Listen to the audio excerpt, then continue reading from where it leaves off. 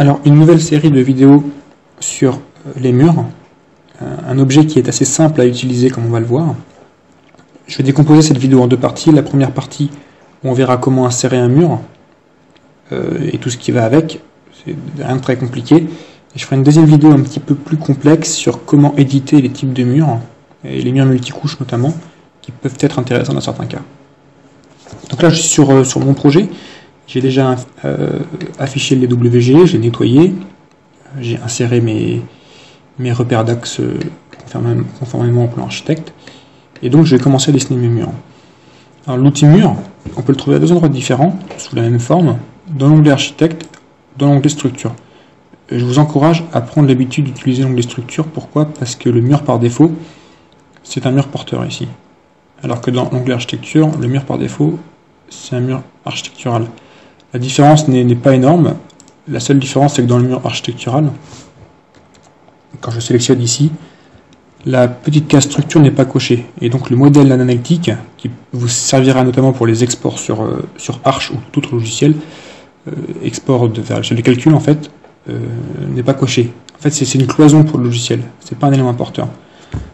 Alors que le mur structurel, par défaut, lui, a bien cette case-là cochée, y compris celle du modèle analytique. Donc je vous encourage vraiment à...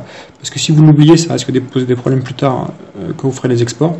Je vous encourage vraiment à utiliser l'onglet structure, comme ça vous êtes sûr de prendre le bon mur dès le début. Donc voilà, c'est une petite parenthèse. Donc quand je veux créer un mur, j'ai une barre option qui s'ouvre ici, comme pour toute commande Revit. Le mur, faut le créer par rapport à une hauteur. On a l'option profondeur que je n'utilise pas. Hauteur, on lui définit une contrainte haute et une contrainte basse. Alors, dans ce niveau-là, dans ce plan-là, j'ai deux niveaux. C'est les deux niveaux d'origine qui étaient sur le cabaret de construction. Un niveau 1 et un niveau 2 qui sont séparés de 3 mètres d'écart, il me semble. Donc je vais le contraindre au niveau 2. Alors qu'est-ce que ça veut dire? Mon mur ici, quand je vais le créer, il va être contraint en bas par le niveau 1, avec un décalage de 0, contraint en haut par le niveau 2, avec un décalage de 0. On verra après sur les coupes qui va être donc encadré par le niveau 1 et 2 et contraint dessus. Ce qui veut dire que si je déplace mes niveaux plus tard, le mur va suivre automatiquement, sa hauteur va s'adapter. On va voir que c'est quelque chose de très intéressant. Deuxième option, ou troisième option plutôt intéressante, c'est ici ligne de justification. Alors là, c'est pour le placer sur le plan. Alors, on en a plusieurs. Tout ce qui est porteur nous intéresse, axe porteur, nu porteur, intérieur, extérieur. Tout ce qui est fini nous intéresse moins. C'est plutôt pour l'architecture quand on a des murs multicouches.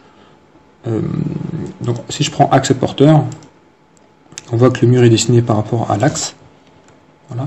Si jamais je prends nu porteur extérieur, il est dessiné par rapport à nu porteur extérieur. Voilà. Moi j'aime bien cette option là extérieure, je préfère autant me caler sur les lignes extérieures. Donc voilà, à partir de là on peut donc créer nos murs, on a toutes les options. Si la case chaînée est cochée, ça me permet de faire plusieurs murs à la filée. Vous voyez que la commande ne s'arrête pas.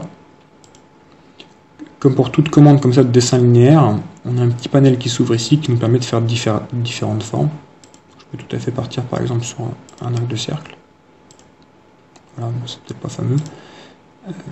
Voilà, et je peux continuer comme ça et finir mon mur. Donc pour faire des formes de murs compliquées, c'est au final assez simple avec Revit. Donc je supprime ça et j'essaie de me créer sur le modèle parce que j'ai une option intéressante qui est celle-ci, qui s'appelle donc choisir les lignes, qui va me permettre de récupérer directement les lignes de mon modèle AutoCAD. C'est ce qui m'intéresse beaucoup, puisque maintenant que ce modèle est inséré, autant en profiter à fond. Ce plan est inséré, pardon, autant en profiter à fond. Donc je clique ça, je vais pouvoir récupérer mes lignes. Je suis bien sur le mur extérieur, je suis bien entre mes deux niveaux comme prévu. Je vais simplement cliquer sur la ligne extérieure. Vous voyez, il fait une petite simulation de la ligne. Moi je veux qu'elle soit vers le bas, puisque mon mur, l'extérieur de mon mur est ici, je veux que le mur soit vers le bas. Voilà. Et automatiquement, il m'a généré mon mur vers le bas. Alors, deux points importants. Quand on dessine des murs comme ça sur AutoCAD, d'une, ce que je viens de faire là, c'est de bien désactiver l'épaisseur de ligne pour être sûr de ce qu'on fait, qu'on soit bien aligné sur les lignes architectes. S'il y a un décalage, on le verra. Et de deux, mon mur cache le plan architecte, on voit qu'ici les lignes qui sont en dessous ne sont plus visibles. Alors pour ça, je vais me mettre temporairement en mode filaire. Et donc on voit les lignes architecte. Donc là je suis sûr que mon mur est bien superposé avec le mur architecte. Et donc je vais pouvoir continuer comme ça, à insérer mon mur. Voilà, j'ai qu'à reprendre les lignes, ça marche plutôt bien. Et donc il s'arrête parfaitement à l'endroit où le trait s'arrête, ce qui est quand même assez rapide. Même là, il s'est arrêté sur le joint de dilatation, impeccable. Donc voilà par rapport à chaque fois à la ligne extérieure de mon mur.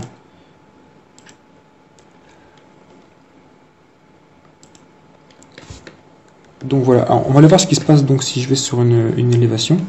Si je sélectionne ici tous mes murs. Voilà.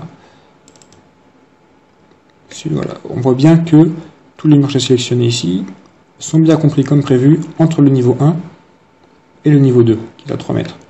Si maintenant tous ces murs-là, je leur mets une sorte d'accrotaire par exemple, si je leur dis qu'ils sont 50 cm au-dessus de la ligne du niveau 2, on voit donc qu'ils se déplacent bien de 50 cm au-dessus.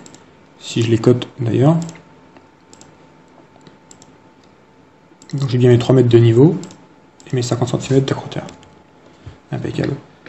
Si maintenant, admettons pour une raison ou pour une autre, je déplace mon niveau ici à 3,50, comme tout ça c'est contraint, ma cote de 50 reste constante et mon mur est bien monté en même temps.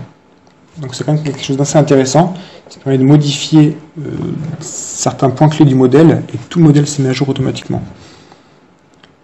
Une dernière option intéressante avec les murs, alors théoriquement pour arrêter à un niveau supérieur, on a tendance à modéliser des toits et on va venir plaquer les murs sous le toit. C'est-à-dire que, alors là j'ai un petit peu graphique encore,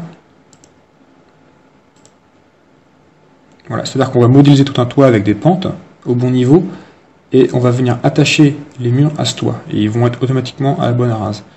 Donc c'est une option à privilégier pour arrêter les murs.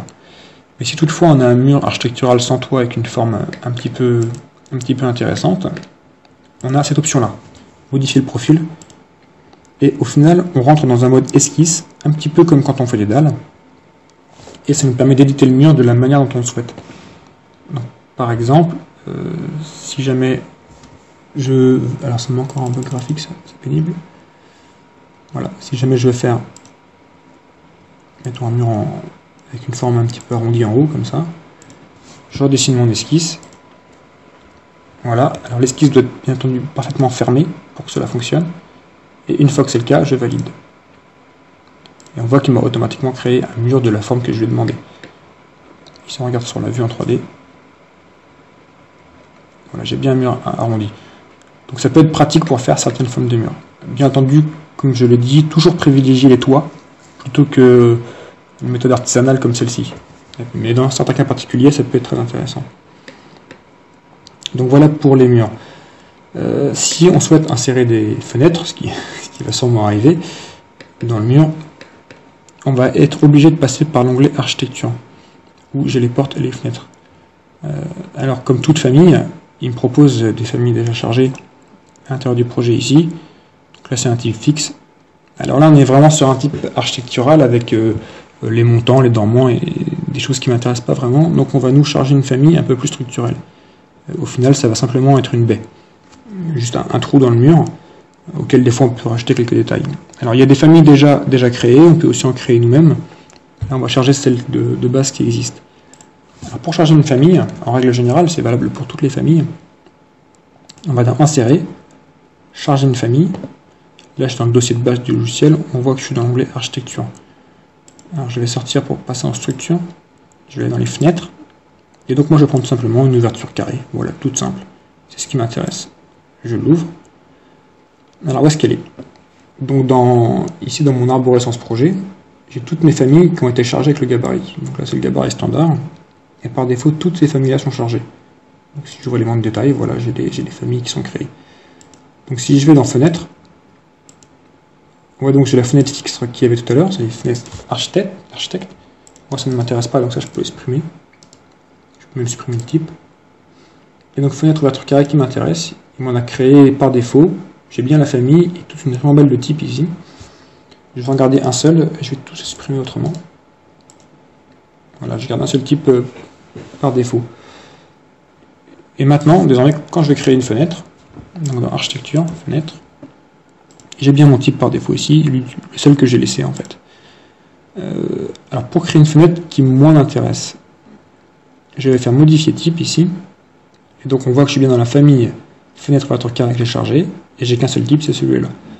Je vais le renommer, et je vais faire par exemple une ouverture de 103 par 210 en hauteur. Voilà, donc ça c'est juste le nom de ma famille. Maintenant il faut que je la paramètre ici.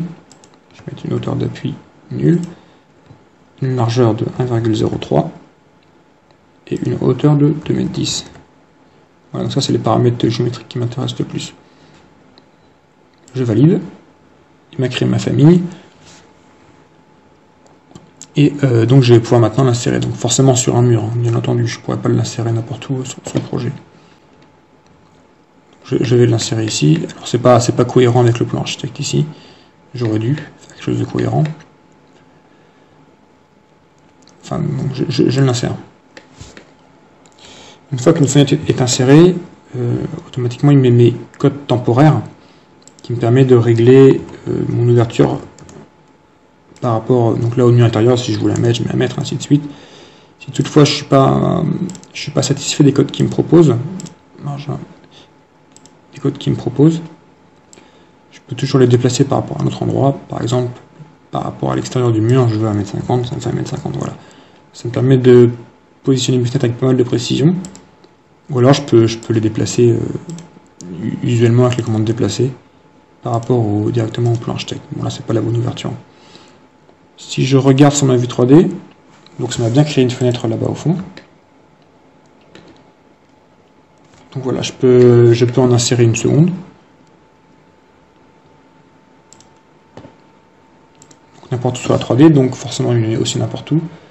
Alors que là, par défaut, il m'avait mis une hauteur d'appui de 60. Ici, il m'a mis une hauteur d'appui de aléatoire, puisque j'ai cliqué n'importe où. Donc je peux remettre 60. Voilà.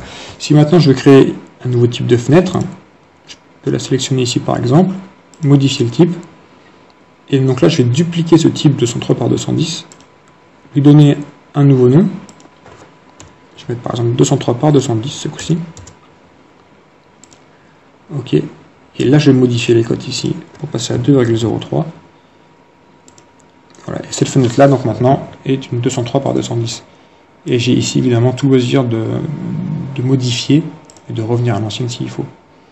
Voilà. C'est quelque chose d'intéressant de créer comme ça des familles de fenêtres en cohérence avec le plan architecte. Comme ça, si le menuisier modifie les cotes des ouvertures et que toutes les ouvertures de type T1 changent de cote, vous n'aurez-vous qu'à changer une seule fois la cote de l'ouverture ici, et tout le type changera automatiquement sur tout le projet. Il faudra vérifier que les implantations sont bonnes, mais globalement, vous gagnez quand même beaucoup de temps. Voilà, c'est exactement le même principe pour les portes, donc je ne vais pas revenir dessus. Il y a quelques subtilités après avoir au point de vue graphisme des fenêtres, mais déjà là on peut travailler.